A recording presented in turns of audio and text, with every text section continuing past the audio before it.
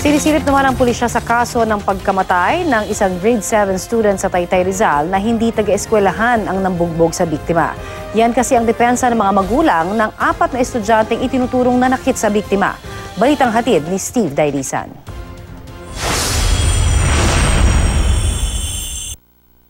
Pasa sa magkabilang braso at tuhod, nagdurugong ngipin dahil sa namamagang pisngi. Ang ilan lang sa mga ininda ni John Mark Lucero, grade 7 student.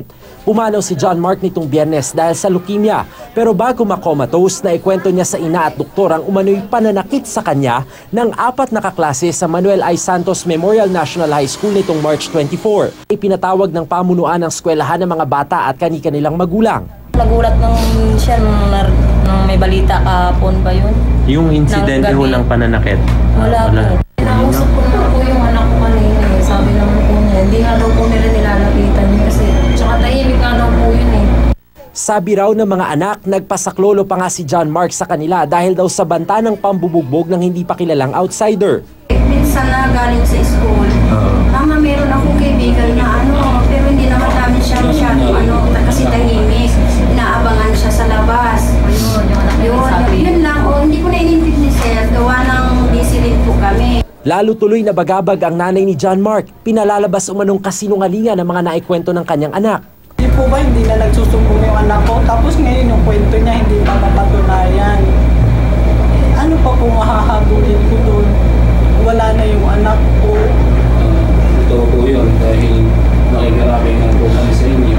Pero Sisilipin ng pulisya ang anggulong outsider ang nanakit sa 17 taong gulang na biktima, pero ipapa-autopsy raw nila ang labi ni John Mark. Ayun po ang tinitignan natin, sir, na kung talagang binugbog kasi ayon nga po sa 4 ay kasi yung 4 po ang sinasabi po ng biktima bago po pumanaw. I-examine po nila kung ano po yung cause of death ng biktima po natin. Nagpabot na ng pakikiramay ang pamunuan ng eskwelahan pero hindi pa raw sila makakapagpaunlak ng panayam sa ngayon habang kinukumpleto pa ang detalye ng kanilang incident report.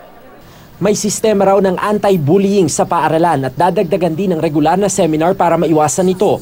Dumating na rin ang legal officers ng DepEd Region 4A para mag-imbestiga. Pinag-aaralan pa ng pamilya Lucero ang paghahain ng reklamo laban sa mga sangkot na estudyante. Napagharap-harap nga yung mga magulang tapos anak ko pa yun nadiin. Siya na yun nawala, siya pa yung madidiin. Pangalawa sa 8 magkakapatid si John Mark na ang pangarap daw ay maging sundalo. Steve Dailisan, GMA News.